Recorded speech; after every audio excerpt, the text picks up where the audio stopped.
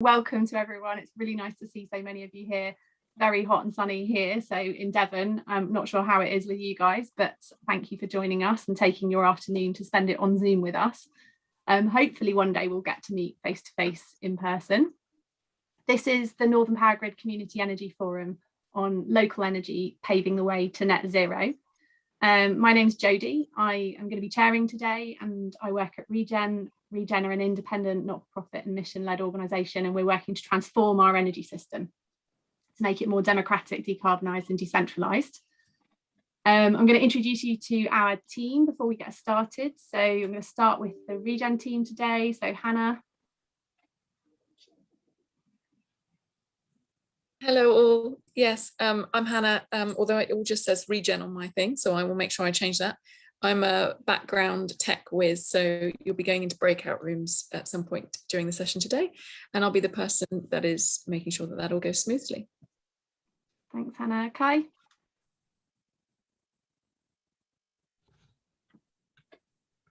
Thanks, Jodie. Hi, I'm Kai Hoare. I work with Jodie at Regen in our community energy team. I think I've met most of you on this call before, but really looking forward to the discussions we're going to have today, particularly in the breakout sessions, and hearing from exciting speakers as well. Prina. Thanks, Jodie. Hi, I'm Prina, and I work in the communities team as well at Regen, and I'm also going to be doing a little presentation later on the state of the sector. Poppy. Hi, I'm Poppy. I'm the head of cities and regions, and I'm going to be chairing the breakout session on local supply. So I'm looking forward to hearing what everyone has to say about that a little bit later. And then we're going to go to the Northern Powergrid team. So Anda. Hi, good afternoon, everyone. My name's Anda. I'm the community energy lead at Northern Powergrid. Really pleased to see you all in our second community energy forum of the year. And Gavin.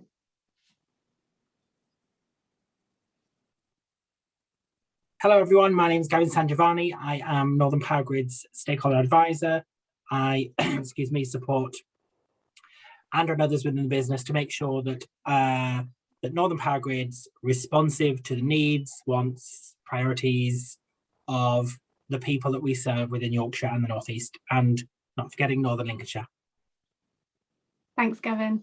I'm going to introduce you to all our speakers as we go throughout this forum, but a bit of housekeeping. We are recording, as I said. We will send you all of the slides as normal, so don't feel like you have to write furiously whilst we're speaking and chatting today.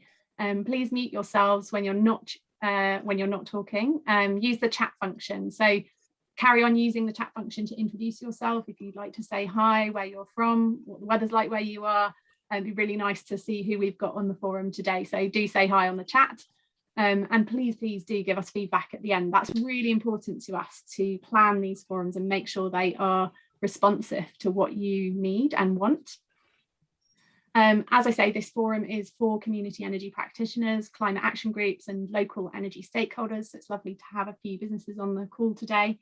It's all about collaboration and networks and building your knowledge and capacity. This is very much about supporting you to take direct action on climate change so that we can help you pave the way to net zero. So there's lots of inspirational speakers, experts on hand to answer all of those burning questions that you have. We are, of course, in a time of unprecedented climate uncertainty. We've had the 6th Committee on Climate Change report, which is a very sobering read for anyone who's read it. The effects of global temperature rise are resulting in much more extreme weather, much earlier and much more severely than scientists predicted. And we, of course, have also a government commitment to achieve net zero by 2050, which may well be too late. And many of us here have or want to take action now so that in 5-10 years' time, we can look back and say that we did everything that we could. But this isn't just about those of us lucky enough to be able to afford an EV and a heat pump. It's about ensuring that everyone can participate in the energy transition. It's about our wider communities and businesses, local authorities working together to achieve net zero as fast as we can without leaving the poorest people in our society behind. We hope that one day you'll be running these sessions yourselves And that was very much our ambition with this programme when we started working with Northern Powergrid over 2 years ago now. It's really very much about trying to enable you to get what you need from sessions like this and make sure that you were in control. With that in mind, you told us that you wanted us to focus today's session on the topics that we'll be covering. So community microgrids, local supply, community EV charging, and policy and regulation. We're very delighted to have so many amazing speakers to talk to you about those subjects today.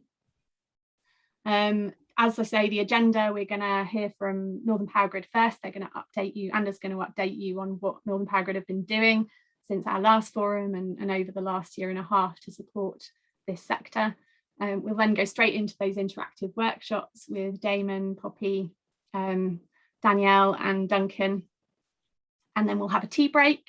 We'll come back from the tea break and play tea break top trumps. So I want to hear all about the ice creams and cake that you find in your kitchens.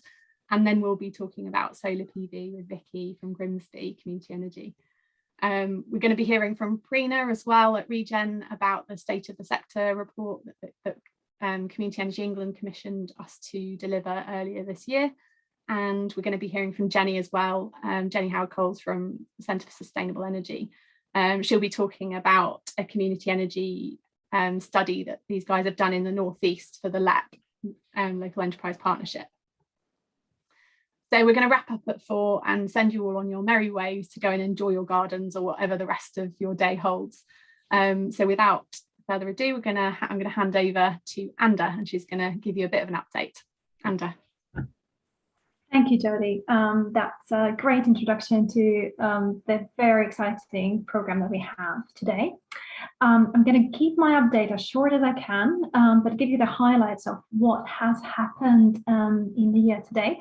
So if I'm not mistaken, the previous Community Energy Forum that we held during Community Energy Fortnight in June, and hopefully you've managed to enjoy some of the other Community Energy Fortnight events. There was a fantastic program again.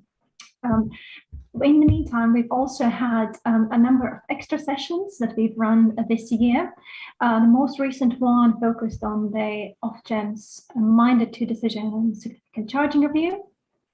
But we've also run a couple of training sessions as per your requests on energy efficiency and decarbonisation in rural communities. And the recordings of our previous events, including these training sessions, are available from our Community Energy webpage. If you have not been able to join those, you can watch them back and still learn about all the discussions that took place. During all of these sessions, we've had really rich participation and feedback from you, all of you, and that has allowed us to shape what we're doing, to do a little bit more, and also collate that feedback and provide to others. So I'll mention a couple of things that we've done in that area. I think in June, I already mentioned we've submitted a response on behalf of community energy groups in our region to the environmental audit committee's call for evidence. You can now read the report on the environmental audit committee's website, as well as then Quasi-Quartain's response to that. And hopefully that leads to some good news for the sector further along the line. We've also been using your inputs and feedback to shape what we're doing this year, like the training sessions I mentioned. And in July, we published our draft proposals for what we're doing and proposing to do as a business between 2023 and 2028. And that's our draft business plan that's available from a site that we're going to share in the chat. Very much looking forward to your feedback on that and whether we've correctly heard you. The key things to highlight from that are our proposals to support the community energy sector as we go into our next business period and our next price control period starting 2023. And these proposals include not only to facilitate decarbonisation, but for community energy specifically, we are proposing to put in place community energy advisors across our region, growing a team of 6 by 2028. We're also proposing to continue and scale up the engagement program that we run with you. So meaning that we'll have these forums continued and hopefully happening more often. So I'm really keen to hear what you think about that, and if that is the correct thing that you were expecting from us. And on that, we also have a lot of interesting things that have happened in the meantime in the region, like the State of the Sector report, which again demonstrated the benefits of the community energy, as well as the study that Jenny is going to present later on. So I'll leave them to that, as they can do a much better job of summarizing all those activities that have been happening this year, as well as those ones I mentioned. Thanks, Jodie. Thanks very much, Anda. So Hannah's going to magically put us into our breakout groups now. That means that you're going to automatically be placed in the group that you said you wanted to be in when you enrolled for this forum today. And then we're going to go straight to our tea break. So we will see you all back here in the main room after that. Have fun in your sessions, and I'll see you in a bit.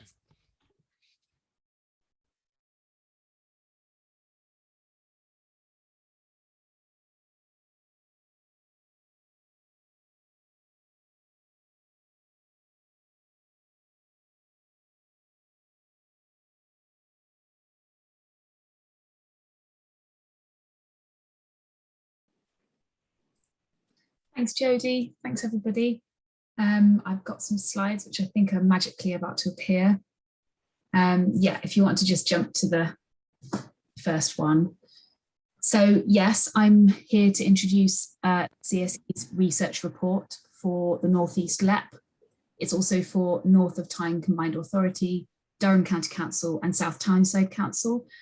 I've only got about 5 minutes, so this is just going to be a quick whistle-stop tour of the background to the report, its key findings and the recommended next steps. Quick caveat, I'm not the report's author. The lead author is my colleague Keith Hempshall, but he's on holiday this week, so you've got me, unfortunately. I will try to answer any questions that come up at the end, but if there's any that I can't answer, then I'll take them away and Keith will be able to respond when he's back next week. And it's probably worth saying the report's due to be published next Wednesday on the 22nd. So if you could go to the next slide, please.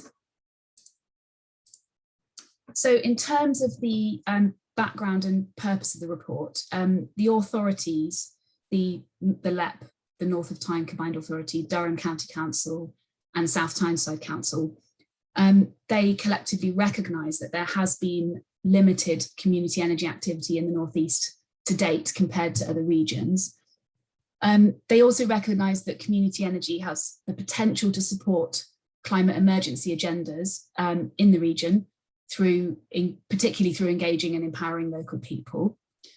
So they wanted to create this step change in community energy activity in the region and felt confident that the kind of key ingredients for doing that were there to make it possible.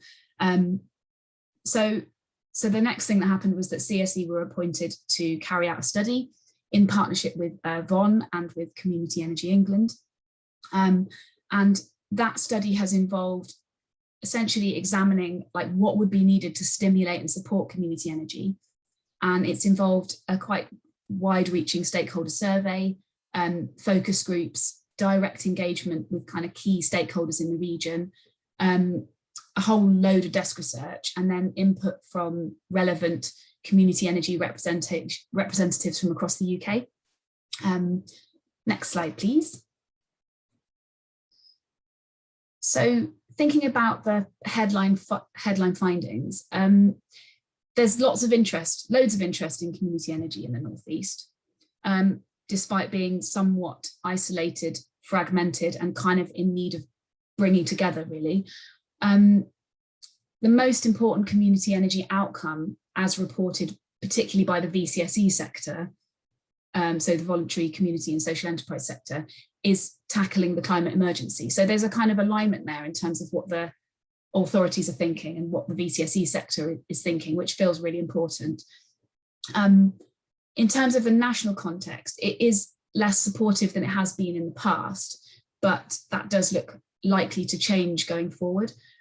So, for example, there's renewed support for wind energy at government level, not particularly for smaller wind yet, but we can be hopeful about that. There's the local electricity bill that's kind of upcoming. There's support from the Environmental Audit Committee and also possible changes to Ofgem's charging regime. So there's quite a lot of reason to be hopeful in terms of the national context. The potential for viable community energy business models is challenging, and I think probably lots of people here recognise that. Our report identifies 4 areas for prioritisation in the North East, and each of those requires kind of different types of support and different levels of support.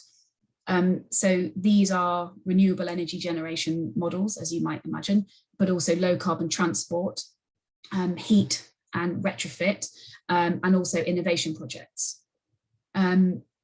And in terms of findings, there's also the fact that regional engagement with local authorities and bringing the local authorities together for that is needed. But also those authorities are going to need an organisation representing the community energy sector in order to engage with. So that's a really key point. Next slide, please. So thinking about in terms of the kind of recommended next steps that are outlined in the report, they are for the report steering group to engage leaders of key regional organisations in the potential of community energy. And also for the establishment of a North East community energy network. And that network should include voluntary community and social enterprise sector representatives, the LEP, the local authority representatives, elected individuals, and also kind of members of the public, interested parties, and people out there who are already working away on community energy projects in the region. There's also I've got a poll that's just popped up. Hang on, I just have to move that out of the way so I can still see my slides. There's also a recommendation around targeted support being made available to help communities to identify and to respond to local energy needs and opportunities.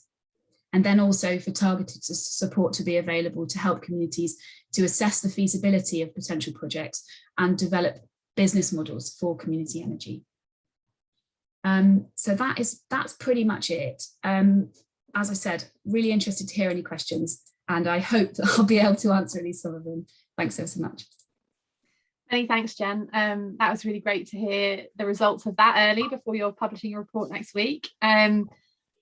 There is a poll, as you can see. It'd be really great if you could fill that in. We've asked you these kind of questions before at forums like this, because as I said at the beginning of this session, our ambition with this network and these forums is to try and create this kind of a network in the North East, in Yorkshire and Humber, across Northern Powergrid's licence area.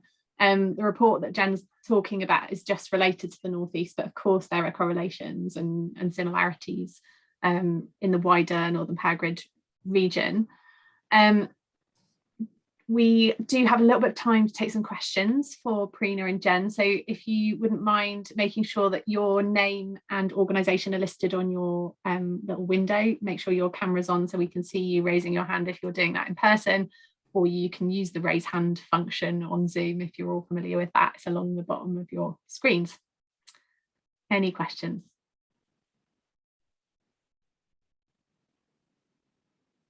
Simon. Hi, thanks. Interesting talk. I mean, in terms of setting up a network and things, I mean, my concern is that it's not the lack of network that's stopping things. It's things like government legislation, lack of investment in grid, lack of investment in smart technologies and so on, and the funding behind it. Am I wrong in thinking that? I think that's a really good point, Simon. And I think it's all of those things. I guess, part of what the report, the sort of background research that went into the report was looking at was the kind of what were the critical success factors to, community energy happening in a region or happening less. And so we kind of looked at lots of different regions of the UK and tried to kind of work out, I wasn't actually involved in that part of it, but, we were trying to work out, like what had what had enabled things to happen, what had stopped things stagnating after the fit, disappeared, and that sort of thing. And the network seemed to be a really key critical success factor. I mean, for my personal experience, I'm a board director of Bristol Energy Network. And so I can sort of see from the inside the value of what that organisation is doing as a way of not only the kind of local engagement with communities and supporting groups that might have ideas but might not be able to take the next steps to bring them forward, but that galvanising support from local decision makers, local government, attracting funding that can kind of be used by a number of different groups to kind of bring projects forward, but also having a lobbying function to try and argue exactly the points that you're making with national government. So I do think it's all of it. But you're totally right. There are some real challenges to be overcome, which we can't do locally, but I do think there's an awful lot we can do. And seeing the amazing range of innovation projects coming forward at the moment is certainly makes me feel quite hopeful. I just wonder if it's a bit like storks and babies in Germany, that there isn't it's a correlation rather than actually an effect, and the effect is possibly more prosperity related than which correlates with geography quite well. But no, okay, thanks. Okay, lots of hands up. So I'm going to take a question from Alan next.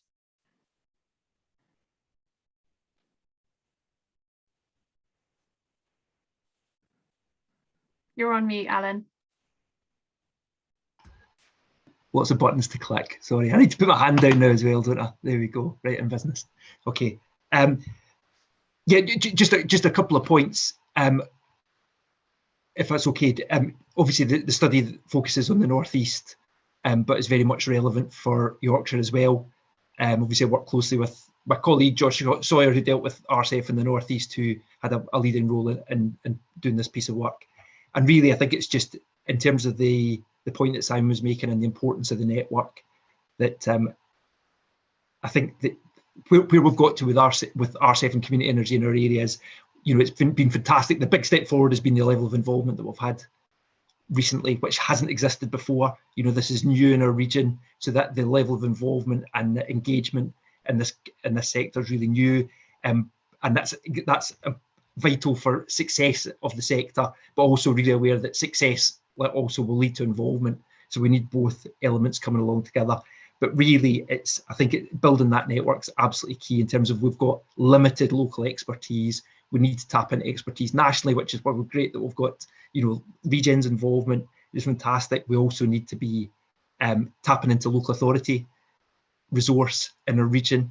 So we need to focus on that. From our point of view, we're hopeful that there'll be a community energy fund that will be, will come to existence, will be launched next year, and we'll find out about that over in the coming weeks. But really, from our point of view, we want to be able to shape that along with groups who have been involved in the community energy sector to make sure that the maximum opportunities, because what you're saying is absolutely right, Simon, but groups are being successful in delivering projects, and we need to learn from what they are doing. They're not necessarily in a region, so we need to reach out and we need to get that learning, and this is all absolutely key part of that.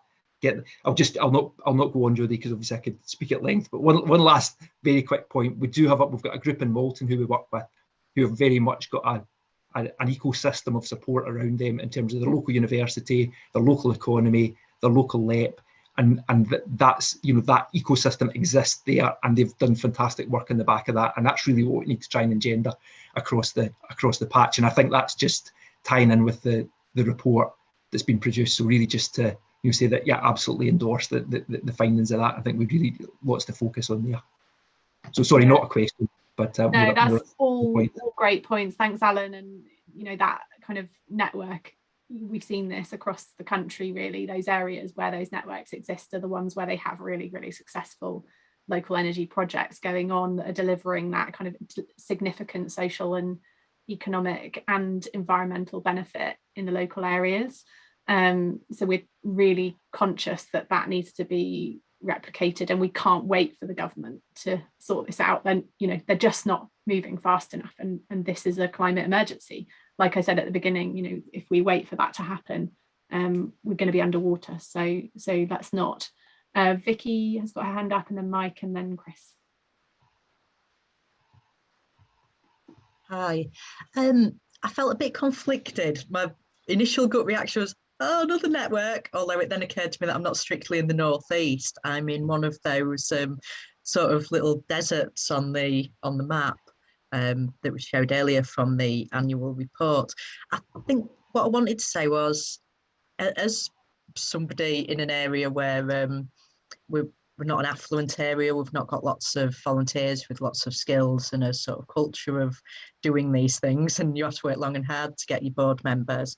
I've had no problem at all reaching out to people all over across the country and picking their brains. So I don't know how regionally we need to be in the age of Zoom, except for the things that Alan was talking about, where it's engaging with specific support from local authorities, which are obviously regionally based. But yeah, I did feel a bit like another network, because the bottleneck for Grimsby Community Energy right now is we've got lots of projects, but we've got to assess them and develop some of them. I'll just yeah, I'm on a Zoom call, darling. We've got to find time to assess something. You know, we've got enough networking. So that was my little two penny. I do hear you about loads of networks. I do hear you. And yeah, I mean, I guess it will be up to local people how they choose to structure it, and, you know, what it looks like, and you know, how wide the scope of it is, and things like how regularly they meet and things like that.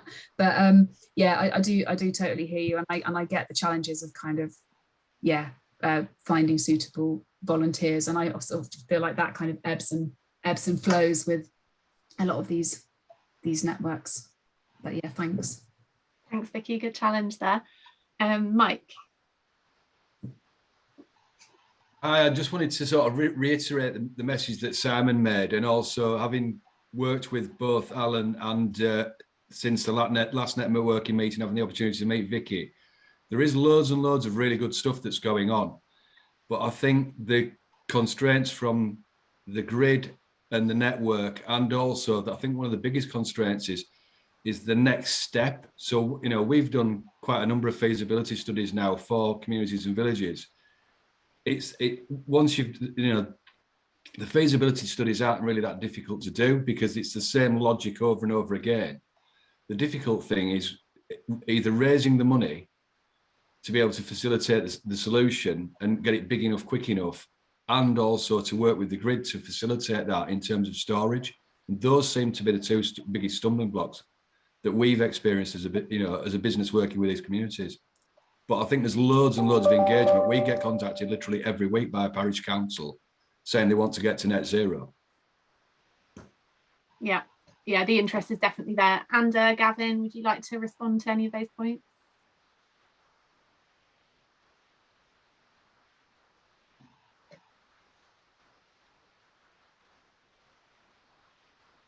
No. Okay. Thanks, Mike. Chris. Yes, thank you, Jodie. I'm going back to this point of networks and being underwater. I know that these are all threads of a common kind of thing. The other thing we've heard is Simon alluded to it, and it's been a common is this whole business of the degree to which and how rapidly the national infrastructure can change. Some people will be aware, Poppy, for instance, that Ofgem has just been consulting on the so-called minded to changes, which to my mind are extremely timid, and it's taken them about 8 years to get that far, if I read the geography, the diary correctly. So that doesn't work. So going back to networks, I think the issue is, where is the network pitched? The only way you will make Ofgem change or to accelerate their processes is if there is political will for that. And that will only matter if there's an impact on votes. At the moment, networks of groups, such as are represented here, are not of a sufficient power to cause democratic impact, shall I put it that way. So Ofgem and government feel quite content that they're moving on in their own way. What you have to create somehow is a network where people are going along to their community, parish, council, whatever I was saying, where is our PV farm? not the other way round, where the parish council says we're going to try and build a PV farm and then the whole process of planning and everything else cuts in. It has to start from the other end, from the people. So the networks we need are about engagement of everybody in the street. And the industry being so opaque is very difficult to infuse people and get them interested in why the system works like it is. And I think that's my challenge to people proposing networks. How do you make networks that everybody, and I mean everybody, wants to participate in, and thereby affects pressure to make the regulatory bodies adapt effectively?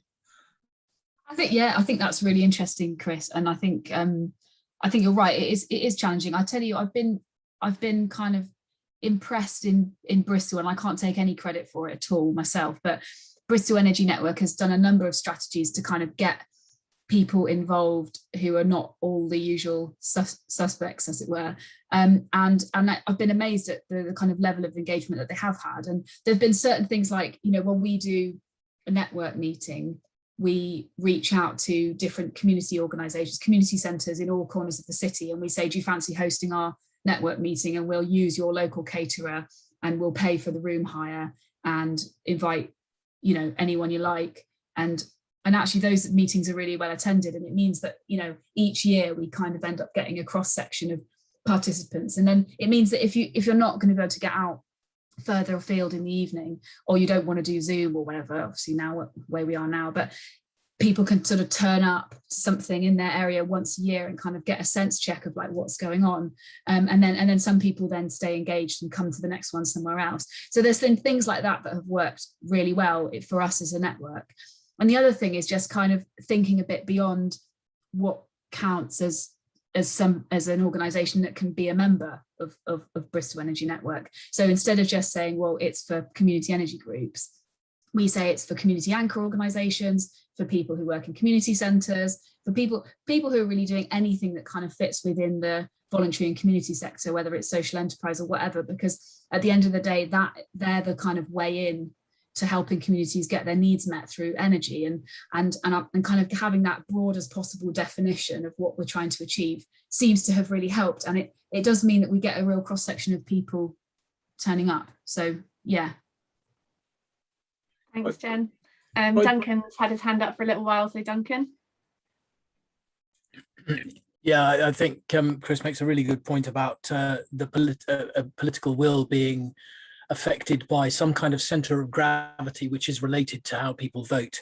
And I would say the North, great talk about local engagement and changing what is perceived as acceptable or desirable among local populations. I think that's reaching towards a tipping point, which is really important. But I tend to work on where I can get the stroke of the pen, the person who's going to change the policy. And you have unique opportunities in the Northeast. Simon Clarke has just been appointed Chief Secretary of the Treasury, South Shropshire. He is well on side with net zero. He's a Tory, so he doesn't understand that their model is more or less mutually exclusive with the solutions. But he's going to be a hugely important ally for us in a really important place. And if he could be invited to a community project, perhaps maybe in Whitby, I don't know, in the next 10 days or in the next month and a half before he has to sign off the funding in the comprehensive spending review, for which he is a key minister working on it, that could be hugely important. We need politicians to be understanding that they can't do this. The Conservative Party thinks it can kind of deliver it by doing a lot of offshore wind and some CCS. It can't. It needs the people and the communities to accept, invent, and adopt the solutions. And the other opportunity in the Northeast is the red wall or the blue wall seats. Those MPs are the MPs that Boris has half an eye on all the time, and they have privileged access to him. And if one of them could be stomping into his office and saying, Boris, you've forgotten the people in my community who are doing these amazing things, that would make a huge difference. So please engage with those MPs. And Rishi, of course, is in Richmond. So please just bend their ears, invite them to be positive, show them the solutions. Thank you. Could I just add Thank to you, that? Duncan. That's a really good call to action there. Chris, if you could just hold your question and post it in the chat, that'd be great. In the interest of time, we are going to be moving on now. Vicky Dunn from Grimsby Community Energy. This is often the most popular part of the session, so I want to make sure that you've got plenty of time for questions at the end of this. Thanks, everyone. Vicky.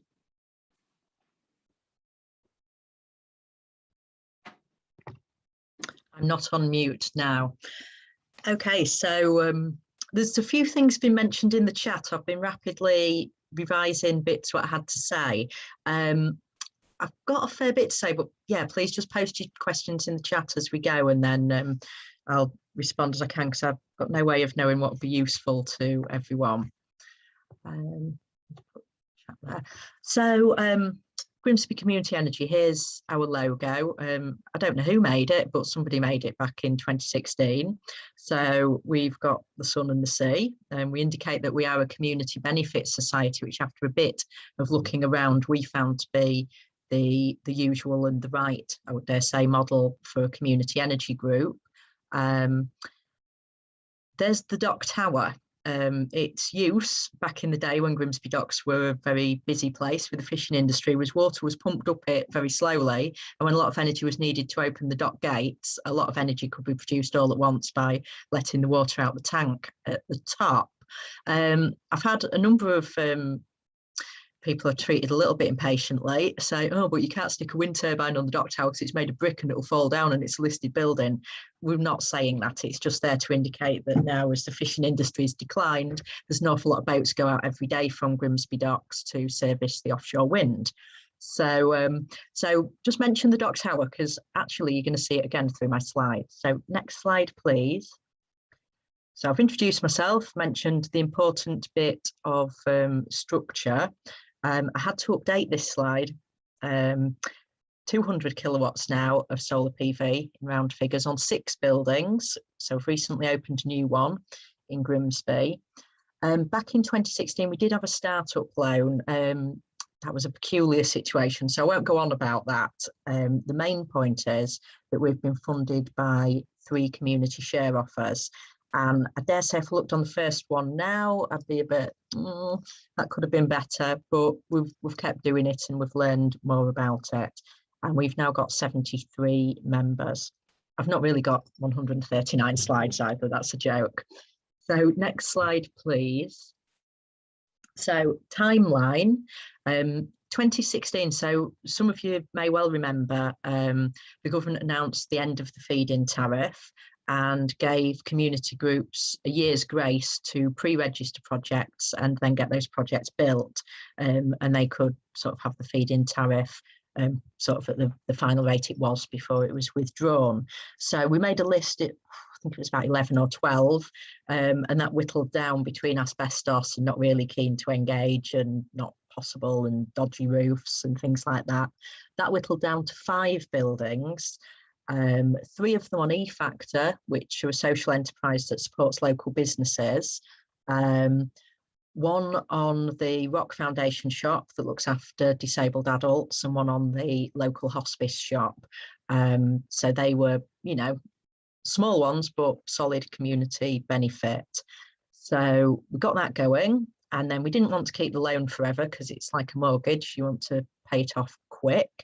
So we issued the second share offer, and this time we got some support from Co-ops UK, and we went through the community shares standard mark process, and we got matched funding pound for pound from the booster fund. I think the money comes in originally from Power to Change. So I would say if you're looking at doing a share offer, definitely have a look through the community shares pages, the support you can get of Co-ops UK, because they have been invaluable to us.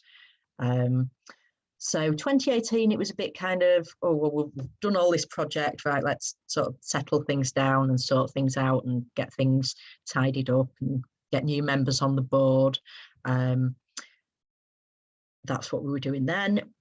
2019 the same, and we also started paying interest to members, because earlier we'd had some costs to get rid of the loan, and some other costs. For the first time we said you can have 4%, and here's your 4%. So a lot of the time that year is kind of just checking everybody's bank details and making payments and checking the systems and things. We kept looking at projects. We saw a really good one at a plastic factory near Lincoln, but it was in green fields, and we thought, well, if they go bust, there's nothing and no one to buy the electricity there, and it really, you know, just didn't feel safe enough. And we looked at some other projects, but they weren't really going anywhere. We kept casting about. So the year just gone, and this year we did our third share offer, which was interesting because I didn't go to any physical events. There were no paper copies. And the only paper copy was the one that was sort of, you know, red penned for edits. It was all done online. Again, we had some support from Co-ops UK, and we used the community share standard mark. And this time we put 98 kilowatts of solar on the YMCA Humber building. So again, it's a community organisation. They've got 74 bedrooms that people will be accommodated in, plus a kitchen, laundry room and offices. So pretty sure that that they'll use most of the electricity, and that's an important point to make these things stack up nowadays. So next slide, if you please. Took it off Google Maps and messed about with it with the free version of Photoshop. So there's our solar panels, and there's the dock tower just popping up again. If you look closely at the E-Factor picture, it's there in the background as well. And working with the enrolled freemen of Grimsby, that's why the market's shown, that's one of their buildings. And they're a big landowner on Freeman Street. They're represented on our board, and they're very keen on these things. And they've got a lot of zero carbon regeneration ideas around the area, as Mike saw when came up for a visit. And it's good, you know, they've had a commitment to that area since about literally the last 900 years. And they're not a sort of landowner that will develop something and then be gone. So they're an excellent partner. And I dare say that we will do more things around the area of the new project. So next slide, please. So there's the E-Factor one sort of looking up towards the port. There it is being built with the installer, and we've got the local TV company to come along and interview us. That one's a bit stretched in the bottom right, but that's the business hive. That's an excellent place to know, because you can rent hot desk space and offices by the hour, and the coffee's free. So if you want to meet someone or work in professional surroundings, and we remain a member, that was our gentlemen's and ladies agreement to remain a member and be able to access their workshops and networking and stuff. And the one above, you can see that's the St Andrew's Hospice shop on Freeman Street. So it's only domestic sized, but it does give us the right to truthfully say that we're supporting the hospice and saving the money each year. So next slide, please. And here's the newest one. So you'll see a familiar local landmark that I might have mentioned in the background. And you can also see the Port Authority building to the left. So you can see this is in a similar area to the other ones, similar view, but there's 98 kilowatts of solar gone up on this roof. It started making electricity much later for reasons not within our control, but we did get there. They had to build a new substation, and there was a lot of waiting around for grid connections because the substation hadn't been built yet because it was a building site, but we got there in the end. So next slide, please. This was a diagram which we did for our share offer document, and this was a point that Co-ops UK spent some time sort of paying the guy who literally wrote the community shares handbook to look into the questions, work through it and consult and sort of write an update to the handbook.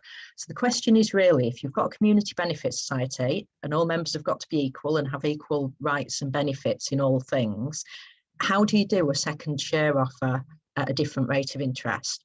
Because back in the day when we had the feed-in tariff, you could offer 4%.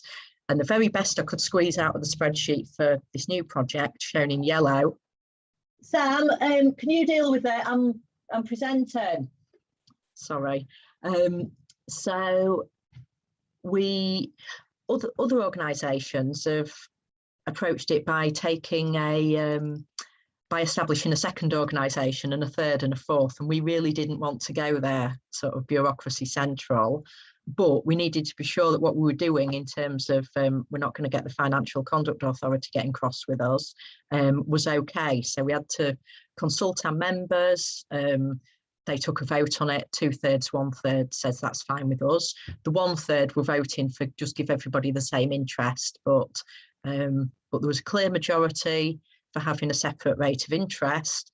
And what we really needed to make clear to members is what we're showing here, that although you're getting a separate rate of interest, and we'll do our best to account for it separately, if something terrible happens and the whole organisation goes pop, it doesn't matter which set of solar panels or which, you know, whereabouts the awful thing happened. Things could happen that could affect the whole organisation.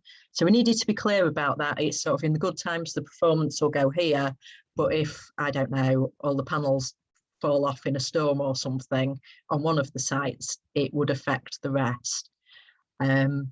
So also on that, what we're showing, so those are the sites which we've got in phase 1. We sell our exported electricity and get our feed-in tariffs from Good Energy. They've been brilliant to work with because the building supplier, they could be British Gas or E.ON and anybody, and it could change all the time. Good Energy don't mind having a contract just with the community energy group to say, it's okay, we'll buy the electric off your roof and don't worry about the building. We're not going to force you to attempt to force them, which I've got no power to do, to have a particular supplier. And we've got other suppliers, accountants. It's worth shopping around for one that you like, get a recommendation from somebody in the local voluntary sector. Don't just sort of go to one at a high street. And our metering people, you know, they're always helpful when we phone up and say, can't see it on the website, can you make it appear again, please? That sort of thing. We've also, if you can find somebody with a bit of experience of public sector procurement, good to sort of take that approach and be really open and transparent and don't have a pet installer or even the question of it, you know, make it clear you get value for money. Okay, so next slide, please. Okay, so a bit about the finances. We were fortunate with the initial funding that Community Energy had in Grimsby. We were fortunate to get some urban community energy fund, and we paid some consultants for spreadsheets basically to help us model it and also to sort of train us and give us the knowledge in how it was done. And I have seen workshops around for community energy groups to go and learn that. So definitely somebody who's into that sort of thing and likes working with spreadsheets. So looking at the income, I've said we mostly sell the electricity to the buildings, a little bit to the local grid. We get feed-in tariff, and we've had some grants, but we're certainly not a grant dependent organisation, but they can be very useful when you've got a project on. So the expenditures, there's the running costs I mentioned, you know, just what you'd expect with suppliers really. We've got to pay interest to our members if we can. We've got to stand up at the AGM and tell them why not, and if not. So that's always in the mind, we've got to do our best. And we've got to pay the capital back to the members over the years. And that's an important one to grasp. It's like you've borrowed all that money from the members, and over the years that money's got to be given back, and your spreadsheets have got to reflect that. So we did get a startup loan for the first project, which we soon paid off because it was quite a high rate of interest, and we didn't want to be, you know, mostly owned by somebody else and somebody have a claim on our panels. But we've raised the funds through community share offers. Okay, so next one, please. So I mentioned about the payback of the capital. You have to do sums on this. So you can see the 2017 share capital, and this was something that we explained to members in our recent set of documents for the YMCA offer. This is the plan. We're paying off the 20 share capital quicker, 2017, and the reason for that is it's 4% money, so we'd rather it were given back with thanks. And the red line, the 2.5% money, we're paying back slower. What will happen to this graph over the years is I expect there'll be some green dots, some yellow dots, some purple dots will appear as we bring in new projects. So the capital will go up and down all the time. If our next project is at 2.5%, then that'd be fairly easy. If it's sort of 3, 4, 5%, that's okay, but we'd sort of make decisions and as a business, sort of funding ourselves as cheaply as we can. But I think the key thing on this is we know how it's going to happen, and we've been completely honest with our members, at least the ones who've got a bit of interest, and there's always a few, my dad included, who want to sort of poke around this and know sort of exactly how it works and what you're doing. Also looking at this, you can see that you've got to be nurturing your volunteers and your future directors and thinking about succession planning. I guess that, even more than managing your capital, is the absolute message of this slide. Next, please. So you've got five minutes left, including time for questions. Okay, right. So society rules, basically saying we have a set of rules. Every community benefit society does, and Co-ops UK are very helpful with those. Next, please. I've mentioned the standard mark. It's really, really worth doing because it really makes you think and also engages with the support. And also thus far, it's unlocked the match funding. And it's really good to say to somebody, if they say, is this offer any good? To say, yes, we've got a standard mark, you know, and an institutional investor. Next one, please. So other help, we also work with Share Energy, who were brilliant. It's just we knew what we were doing by the third time when we had the capacity to do it. Another thing, this is something that I thought from the discussion, one of our members is the local MP, and I couldn't have got the Red Wall Conservative MP on board. I've previously actually been a political rival for a different party, but having a diverse board and the sort of people who hobnob at that level is invaluable. And, you know, joking aside, we got her to speak at our recent AGM as a member of public significance, and she asked for my help, and I gave her Community Energy England resources and said, look, this is the sort of things we want to speak about, so just talk about this and how you totally support it in Grimsby. And she was glad to do that. So, and then she said, you know, is it okay if I tweet about how I attended your meeting? I'm like, oh yeah, tweet as much as you want. So yeah, definitely one practical step, inviting your local MP to put a little bit of money in and being a member is a good thing. I should also say we've hedged. If anything changes, we've got some of the red ones and some of the yellow ones on the board as well, and indeed some of the green ones. So yeah, we've got our bets hedged in terms of our local politics. Next one, please. I've mentioned this, members have these rights. This has been cut and pasted in all of our documents, and, you know, don't bombard them, but bring them in and always have an idea on who you might be able to get to review a document or help out at an event or put their name to a quote as Mrs. Joe Public. And next one, please. So just suggestions, get the core team as diverse as possible. You know, I'm not an incredibly posh white-haired old chap who's sat on every committee in Grimsby for years, but we've got one of those. Nor am I a local sort of college guy and an activist who knows loads of people on that side. So, and we've got academics from the University of Lincoln. Yeah, even people who at times you might bump up against on the board, a bit of creative tension's good if you can come to an agreed solution. Just, yeah, try to get more people involved, avoid burnout, use a cloud-based drive, you know, sort of, oh, I've got the attachment in my email, I think it might be version 4, but I never saved it as that, it says version 2A. Don't go there, you know, be super organised from the beginning if you can. And also, I don't know, in other more affluent areas, you might get accountants for free joining your board and volunteers who will do your VAT returns, but I've not met the volunteer that could do that for us. So we pay a chap a basic amount. And just an example, I phoned him today, I said, hey, the feed-in tariff readings due. He goes, I've done them, Vicky, submitted them an hour ago. And, you know, that's sort of somebody having your back and doing it, having it in the timetable. That's been great for us. Next, please. I've just seen Jenny Howard. She's never met a mythical volunteer accountant. Oh, questions then. Questions. Thanks very much, Vicky. So yeah, we've got about 5 minutes remaining of this session. So I'm sure you've all got lots of questions.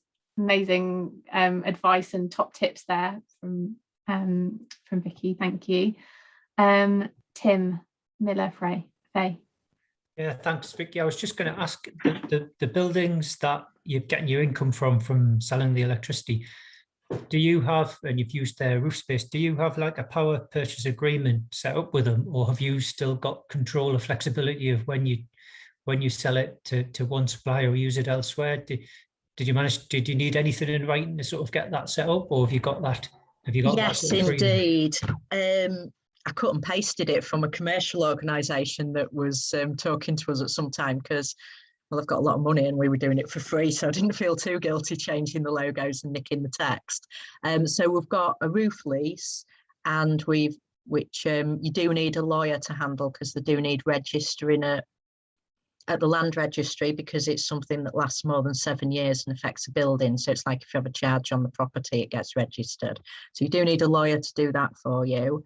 And the roof lease is for 20 years for the original project, which matched the term of the feed-in tariff, after which the panels go to the building and they'll get another 10 years of lessened electricity. Might be that we offer to replace them after 17 with something super and new. Who knows? 25 years for the YMCA because it made the project stack up better. And if there's no feed-in tariff, that's one less thing to calculate for. And we've got a power purchase agreement. That said, we've held off on the price rises because we don't want to put the prices up to the local hospice if we can manage, although we sort of do need to do it at some point because it's in the spreadsheets and everything pegs on that. And eFactor, modelling excellent local business practice, they're quite tough negotiators with price rises and want it all justified. But yes, we have occasionally put the prices up.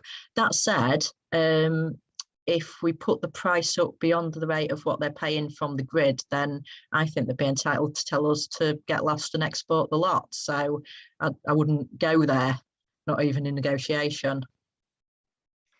Jeff, final question. Thank you, Jodie.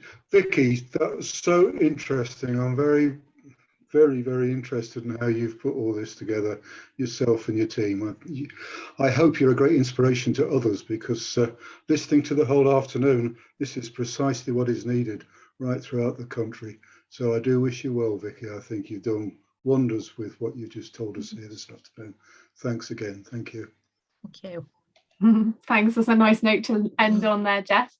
So thank you so much to all of you for coming, giving up your afternoon. Please do fill in that feedback poll. I've noticed on the chat that you would like a session on how to get the not usual suspects involved. We can certainly line that up for our next forum, which is due early next year. And so we'll hopefully see you all back here again, or possibly in person if we're really lucky, if the pandemic allows. I just want to say massive thank you as well to all our speakers, to Vicky, Jen, Damon, Poppy, Daniel, Anda, and the Regen team as well. Kai, Hannah, Prina all put a lot of work into organising all of the behind the scenes work here. Thank you to Northern Powergrid for this programme. They will continue taking away the messages that they've got from you today. I know Anda has kind of mentioned in the chat and spoken about the kind of amplifying the voice work that they do today. We've talked a lot about the politics of this and what we can do to influence policy, and Northern Powergrid have a standing agenda item to amplify your voice and take those messages back to Ofgem and BEIS, so they will carry on doing that. And the question, of course, that Anda has summed up in the chat nicely is, what's the best way for community energy to access the expertise, information and help this sector grow? You know, that's why we're all here today, and hopefully I know we've heard lots of answers to that question, but we'll carry on trying to work towards that as an ambition. Anda, is there anything you'd like to add in summary? Thank you very much for joining us today. I think we've had a really good all through today in the breakout groups and the main session. So thank you very much for being active participants, and I'm really looking forward to seeing you next year at our next event.